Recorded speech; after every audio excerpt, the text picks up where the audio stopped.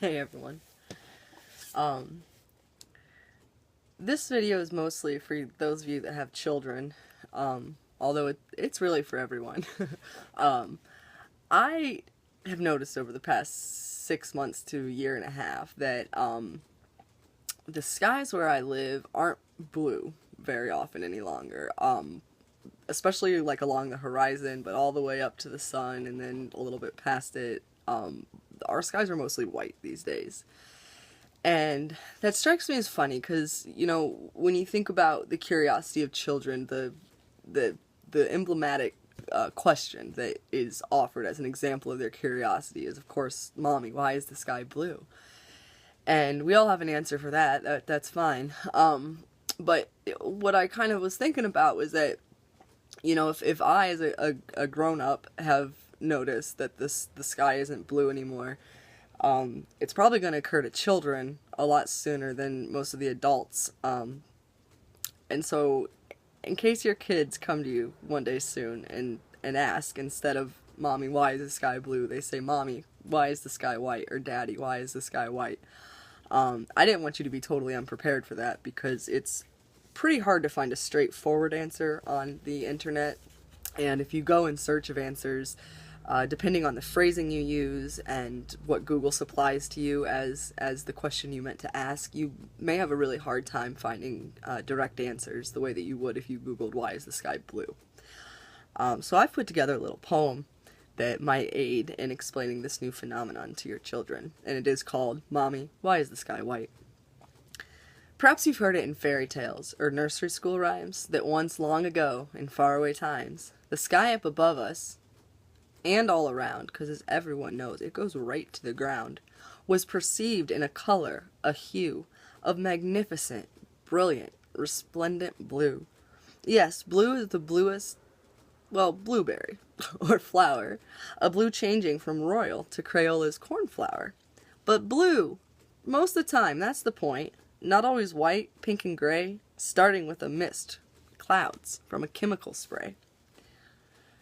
Balderdash! Cry the blind, never lifting an eye. But you can watch these clouds form just by watching the sky. If you're up early, even 7 or 8, you'll see some planes, not the first from the gate, putting up a horizontal streak of a mix of chemicals. This is kind of neat.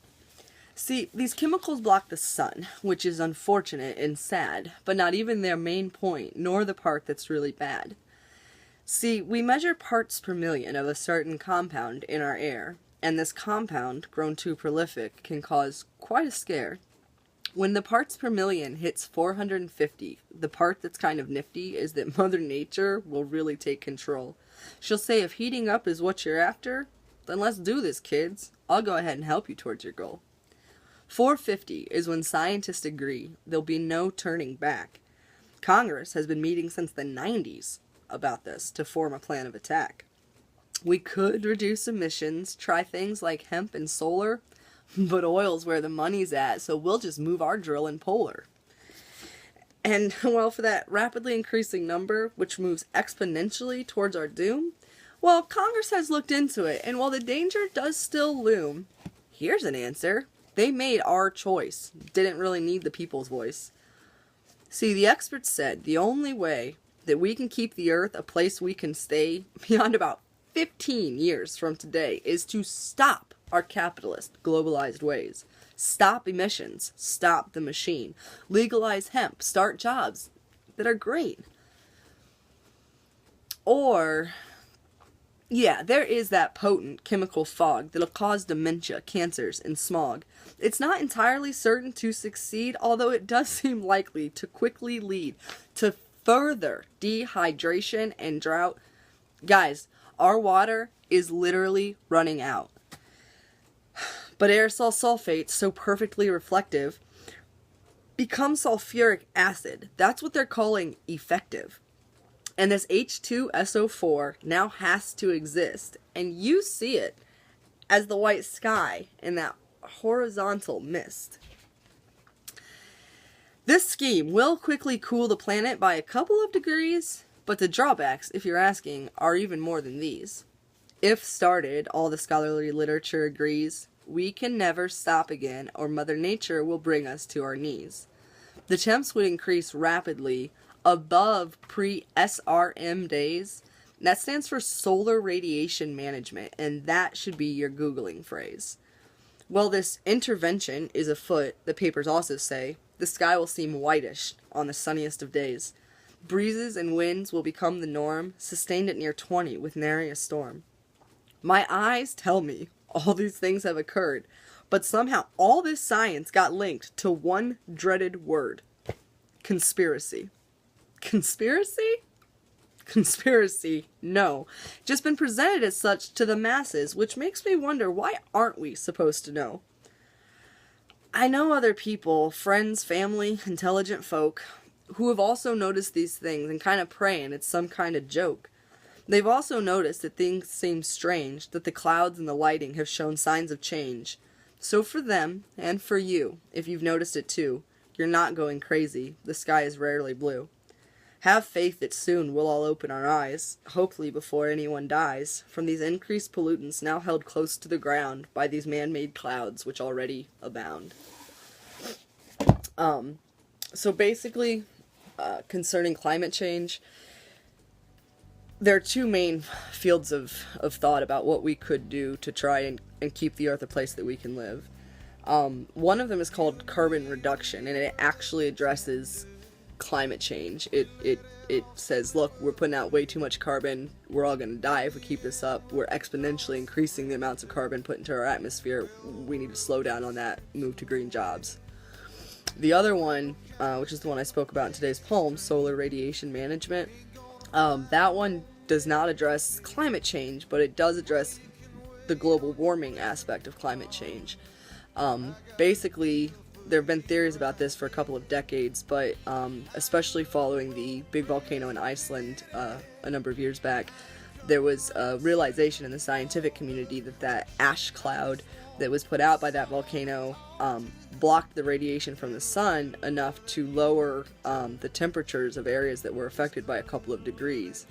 And so the idea behind solar radiation management is that we spray aerosol sulfates, tiny, like nano-sized sulfates into the air that reacts with the other elements in our air and becomes sulfuric acid, and then we have like a shiny like layer of a stratospheric layer of chemicals that will bounce the sun's radiation back into outer space, thus cooling the planet.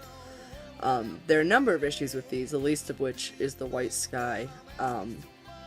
But the thing I find most frightening is that when you read all the literature on solar radiation management in academic research papers and in scholarly articles, it is all still spoken about as if it is theoretical.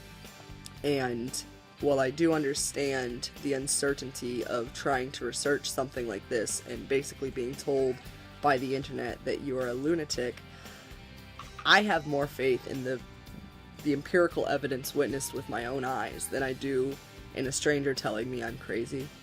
And when I couple the information that I can gather from the skies with my eyes with the information that I have read in these scholarly papers, it becomes abundantly clear, as it would to any reader, that this is something, the solar radiation management is something that we are already doing. We're just not talking about it. And so my main concern is twofold. Actually, I first of all wonder who it is doing this, who had the authority to decide to take away our sun, to take away our daylight. And I also am concerned that the public hasn't gotten enough information about it. A lot of these scholarly articles are only about the public's opinion and the public's even awareness of methods like solar radiation management. They talk a lot in these academic papers about needing to change the terminology. They're moving away from the phrase geoengineering because we caught on to that.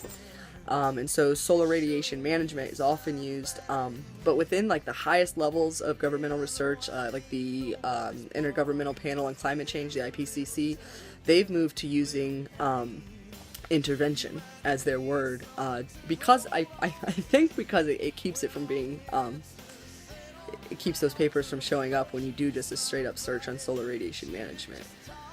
So there's a lot of weird stuff about this whole prospect, and you know, I'm not saying that I'm 100% against it. What I am against is this decision being made without the public having any say in the matter and no information about it. That's pretty much my problem with everything right now, is that I think a lot of us are making these, and not making these choices. A lot of us are living in a world where choices are being made for us that we had absolutely no control over and with no information provided to us. And I think that's dangerous. I think it's a dangerous track. And more than anything, especially if you have children, I think you should want to know about the long-term effects of this. You know, sulfuric acid, which gives us acid rain. And, you know, if you go to the solar radiation management page on Wikipedia, there, you know, the 3 sentences tell you, no, don't worry about acid rain. But when you follow that reference point, it's a study done at Rutgers, which said, no, there's no problem with acid rain when we use the aerosol techniques, because, you know, the jet stream, the normal pattern of the jet stream is going to move all the harmful effects up to the poles. But the problem is, our jet stream's not normal anymore. Our jet stream is erratic now. And so, like, the paper that Wikipedia is citing to say, yeah, kids, don't worry about acid rain, is a flawed paper now, because it was all based on a model of a jet stream that doesn't deviate. There's just a lot of things to read. I want everyone to read as much as they can and kind of care.